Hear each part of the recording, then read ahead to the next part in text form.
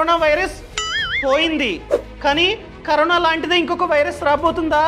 అవుననే సమాధానాలు ఎక్కువగా వినిపిస్తూ ఉన్నాయి. ప్రపంచాన్ని ఇప్పుడు మరో మహమ్మారి భయపెడుతూ ఉంది. మంకీ పాక్స్ హడలెత్తిస్తోంది. దానికి కారణం మంకీ పాక్స్. ఆఫ్రికాలో ఈ మంకీ పాక్స్ కేసులు బీభత్సంగా నమోదవుతూ ఉన్నాయి. ఈ మంకీ పాక్స్ ఒకరి నుండి ఇంకొకరికి వ్యాపిస్తుంది. అంతెందుకు, మన ఇండియాలో కూడా ఆల్రెడీ చాలా కేసులు నమోదయ్యాయి. కోవిడ్ వచ్చే ముందు కూడా పెద్దగా పట్టించుకోలే.